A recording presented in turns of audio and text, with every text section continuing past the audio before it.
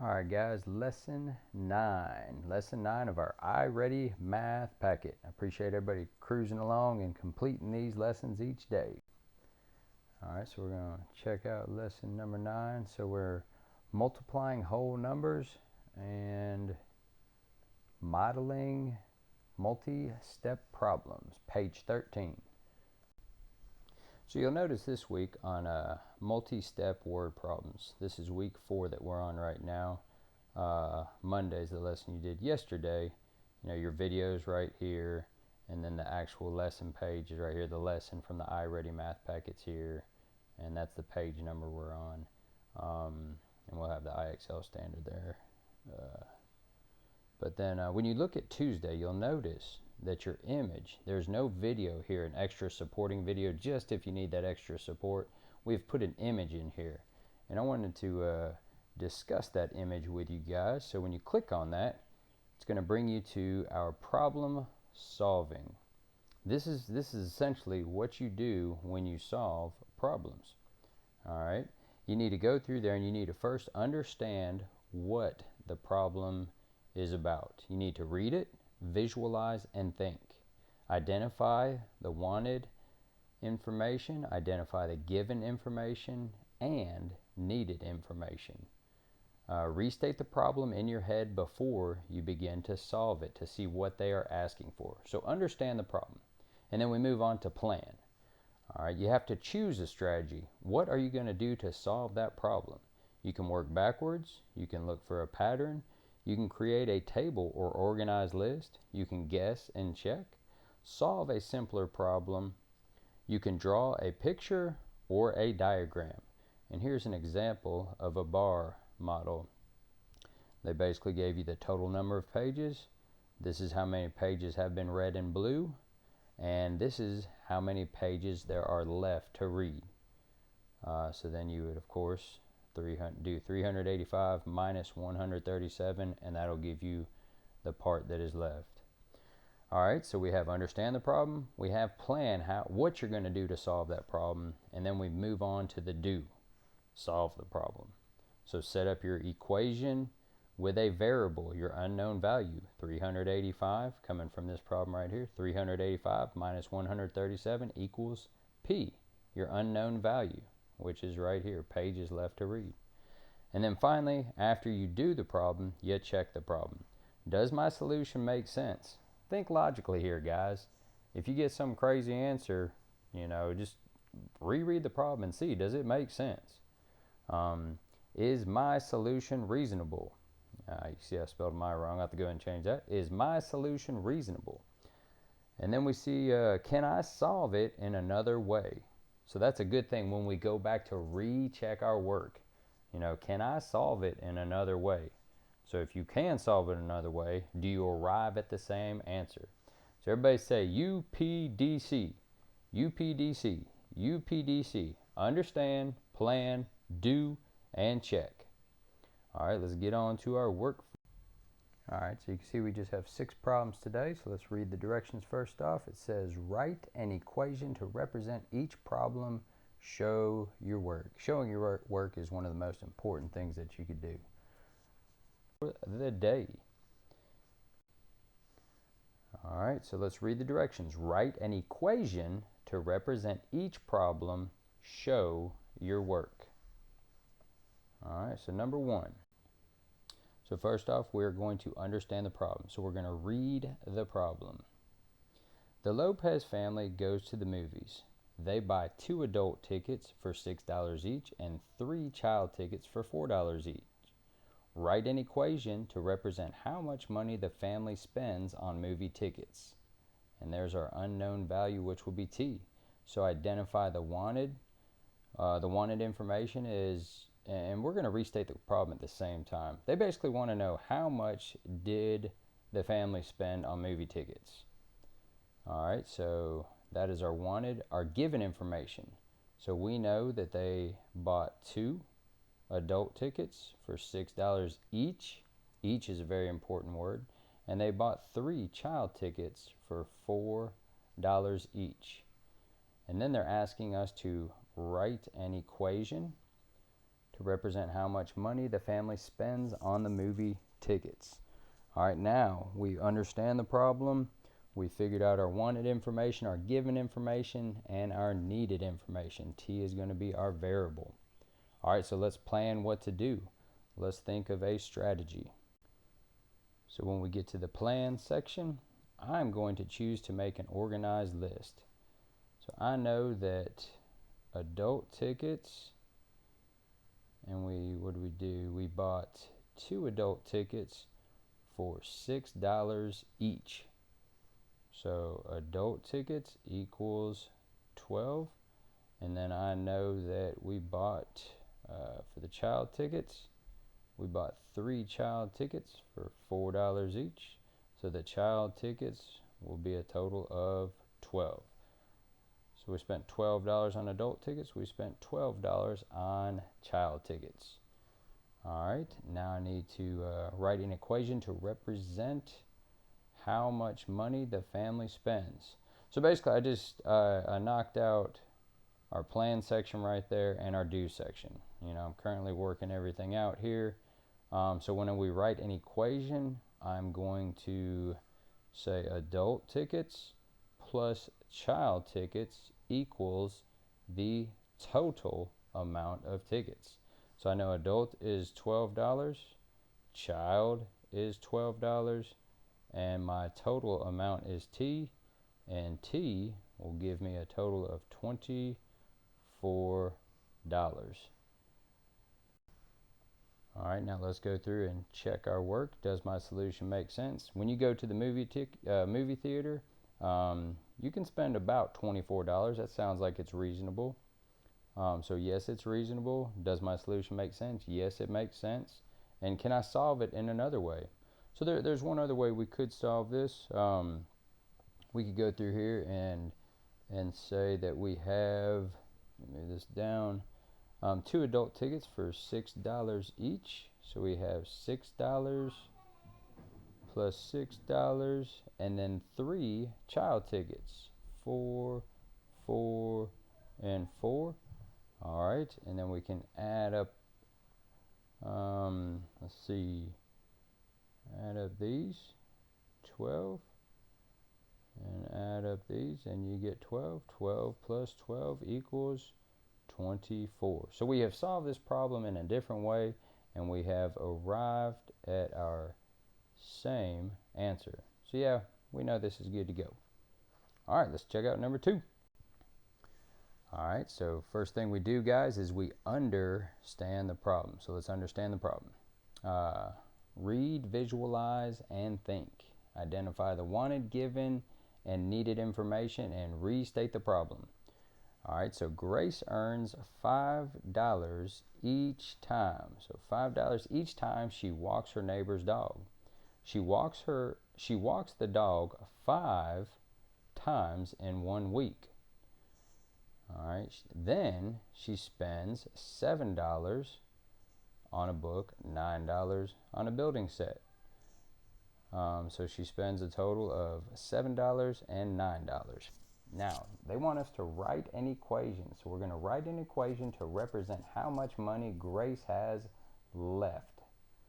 All right, the operational word here is left. So we know that's going to be a subtraction problem 9 times out of 10. And here's our variable. They want us to use m as the unknown value.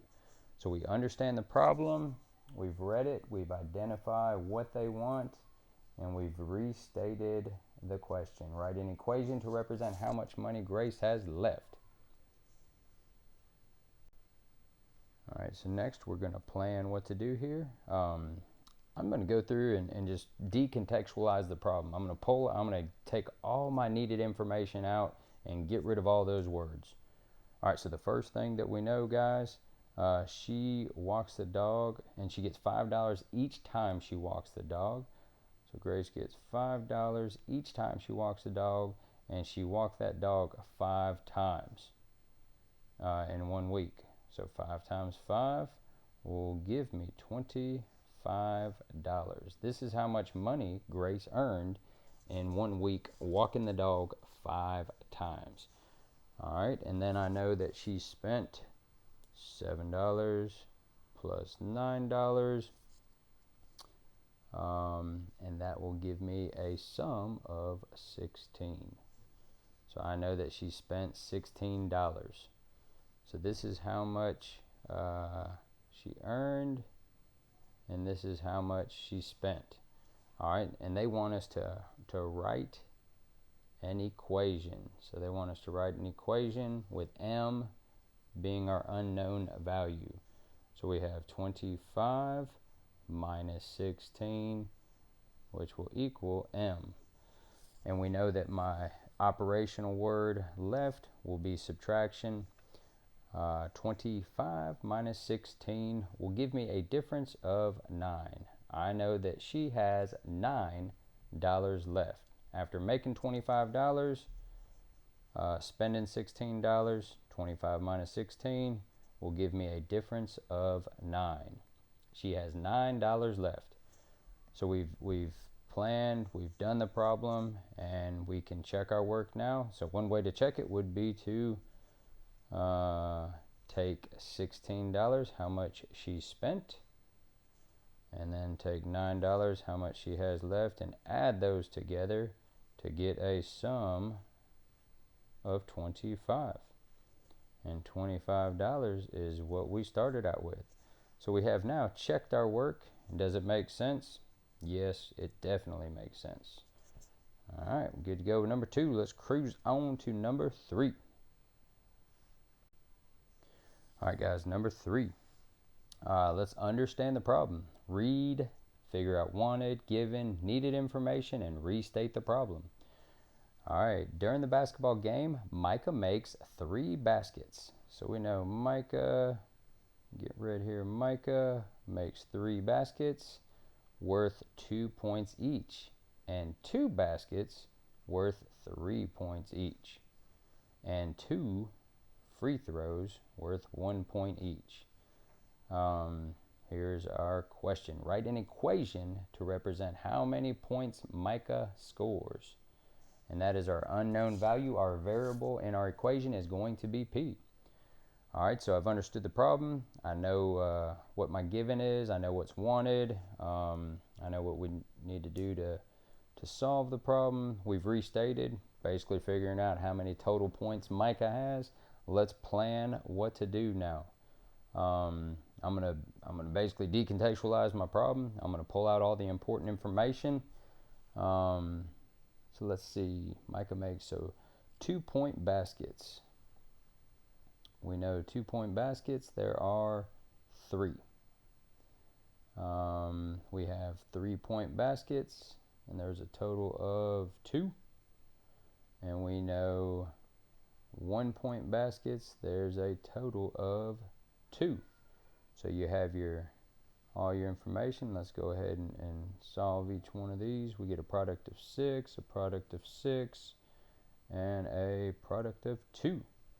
All right, we have all those. Our 2-point baskets is 6, our 3-point baskets are 6, and our free throws are 2, equals P. We have our equation with our unknown value, which is called a variable, which is P. We add all those up, we get total points would be 6, 12, 14. So we know that 14 total points is how many points Micah scored in the basketball game. So we planned what to do. We did everything, set up our equation with our variable. We've solved it. So does it make sense? On average, 14 points in a basketball game is pretty good. Is my solution reasonable? Yes, it is reasonable.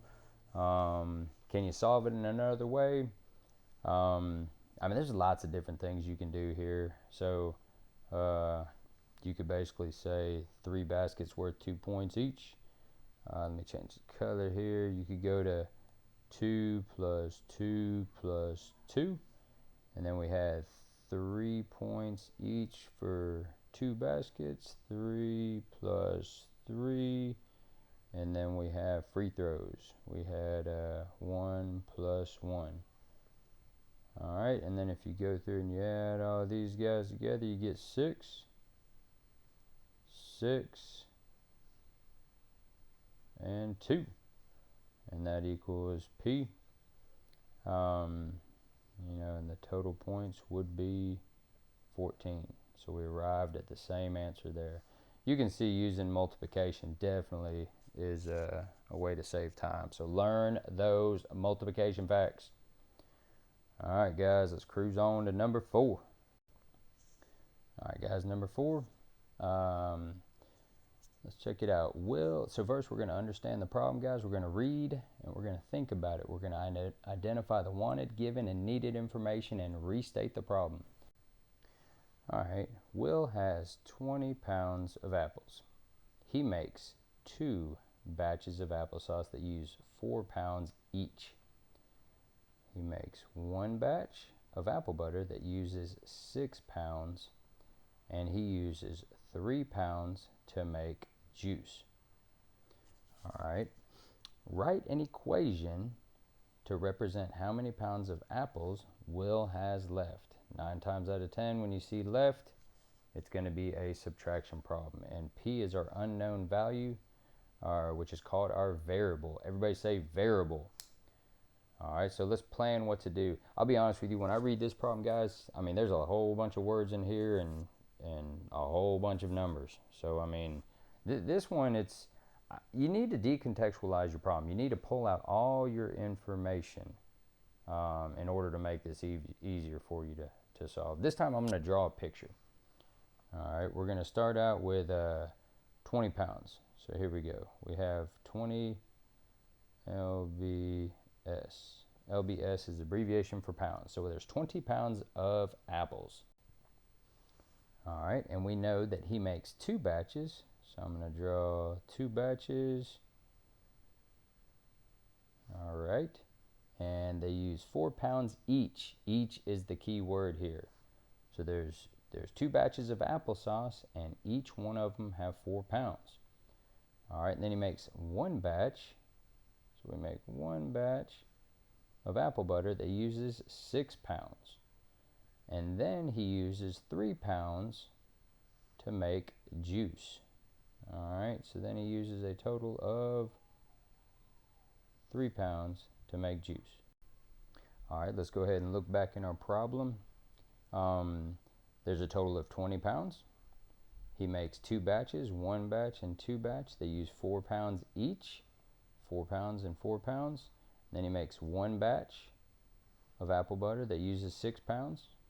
And then he uses 3 total pounds to make juice. All right, now, when you look at this right here, guys, to me, this is confusing. To me, this is straightforward. We've decontextualized this problem. We've pulled out all our important information. We're ready to go. So I'm going to go ahead and add all these pounds together, and we get a total of 8, 9, 10, 11, 17 pounds. So he has used 17 pounds. That's 17 pounds. LBS is your abbreviation for pounds. All right, so let's set up our equation.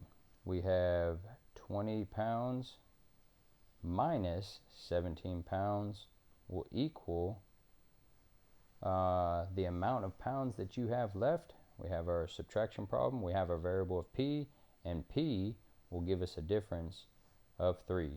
So I know that there are 3 LBS pounds left. All right, guys, so we have understood the problem, we have planned what to do, and we did it. Now let's check our work. So let's go back through and add all these together.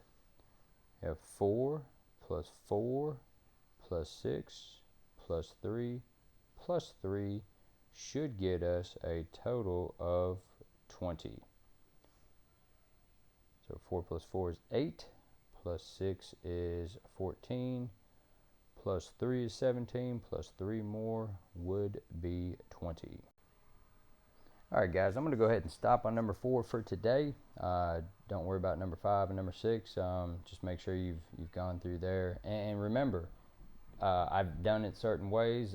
If you solve these problems different ways, that's the cool thing about math, man. There's always tons of different ways to arrive at your answer. So you do what's best for you, whether it's, definitely have to put the equation, because the actual question's asking for the equation with a variable. But as far as drawing pictures, you can draw pictures for each one. You can use bar models. There's a lot of different things that you can do. So keep up the hard work, guys. I am proud of you. See you guys tomorrow.